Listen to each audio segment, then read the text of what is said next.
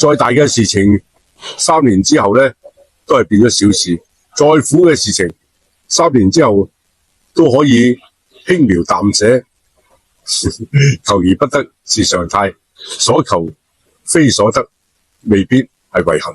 過生活啦，其實咧係自己氹自己，氹得掂自己，咩事都解得開，識討好人哋嘅開心，只係小聰明。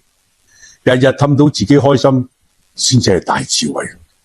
氹人不如氹自己，你做得再好，都有人討厭你。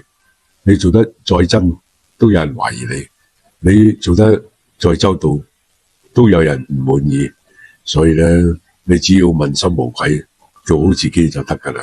呢個世界咧，乜都係唔公平噶啦，唯獨時間係最公平嘅。如果你成日係咁，書又唔讀，運動又唔去做，使錢又唔節制，冇目標，冇愛好，冇期望，生活咧唔會自己變好嘅。睇多啲書，賺多啲錢，少諗啲無謂嘢。努力咧唔係為咗攞更多，而係為咗有得揀。乜嘢係修行？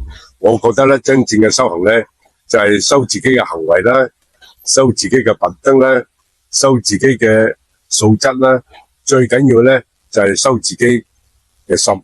信任一個人，同俾一個人去信任，係一生嘅修行。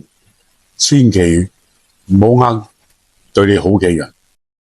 人與人之間有樣嘢係唔可以利用嘅，就叫做善良；有樣嘢唔可以欺騙嘅，就係叫做感情；有樣嘢唔可以玩弄嘅，就係叫做信任。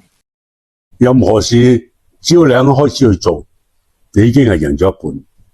人生冇如果，只有努力同埋結果。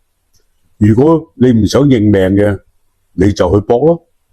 堅持到人哋堅持唔到嘅堅持，你先至擁有人哋擁有唔到嘅擁有。路再遠，行就到；事再難，做就成。走啦，你哋都大個仔啦，唔好再喊啦。人生無常，你有幾叻幾本事，你都要學識珍惜。尤其是珍惜身邊嘅眼前人。